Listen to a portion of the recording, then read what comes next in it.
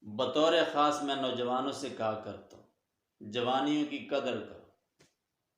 تمہارے پاس بہت موقع ہے، جو موقع تمہیں ملا ہے اور کسی کو نہیں ملا۔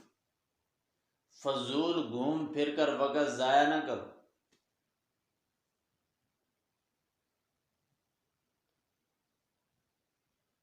جو برکت مصروفیت میں ہے، تعلیم میں ہے، محنت میں ہے، وہ گھومنے پھرنے میں نہیں۔ اپنی جوانیوں کو، صلاحیتوں کو، قابلیتوں کو کسی ٹھکانے لگاؤ، ورنہ کل پچھتاوا ہوگا۔ صرف پچھتاوا نہیں ہوگا، نقصان ہوگا۔ ایسا نقصان ہوگا جس کی کبھی تلافی نہیں ہو سکے گی۔ ناقدری کے کئی نقصانات ہیں، جن میں سے ایک نقصان یہ ہوگا، جب تم زندگی کی قدر نہیں کرو گے، تمہاری زندگی دوسروں کے اختیار میں چلی جائے گی۔ زندگی تمہاری ہوگی، کنٹرول دوسروں کا ہوگا۔ صلاحیتیں تمہاری ہوں گی، استعمال دوسرے کر رہے ہوں گے۔ تمہاری زندگیوں سے دوسرے فائدہ اٹھا کر بہت کچھ کر جائیں گے، تم ویسے کے ویسے رہو۔ ساری زندگی دوسروں کی مخالفت میں گزار دو گے، دوسروں کی ٹانگیں کھینچتے رہو گے، یا ساری عمر دوسروں کے ہاتھوں استعمال ہوتے رہو گے۔ جو جس طرح چاہے گا استعمال کر لے گا، تمہارا ذاتی کچھ بھی نہیں ہوگا، ہر بات میں دوسروں کے محتاج رہو گے۔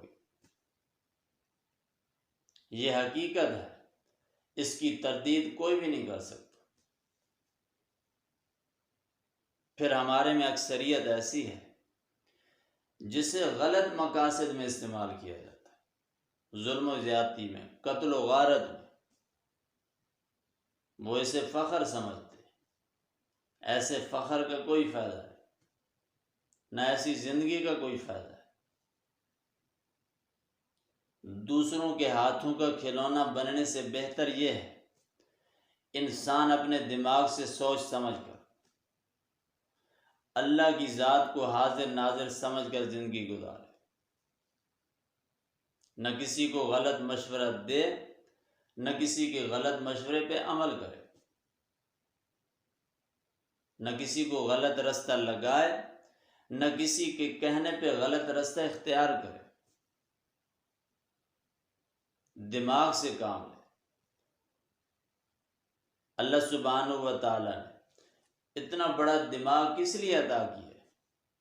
تاکہ ہم اس سے اپنا نفع اور نقصان پہچانیں، صحیح اور غلط کو سمجھیں، جائز اور ناجائز کو سمجھیں۔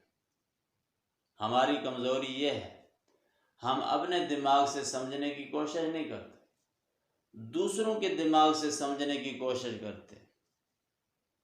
اسی وجہ سے صحیح غلط سمجھ آتا ہے، غلط صحیح سمجھ آتا ہے، دوست دشمن سمجھ آتا ہے، دشمن دوست سمجھ آتا ہے۔ جو خیر خواہی کر رہا ہے اسے ہم اپنا دشمن سمجھتے ہیں، جو دشمنی کر رہا ہے اسے خیر خواہ سمجھتے ہیں۔ اس کی بنیادی وجہ کیا ہے؟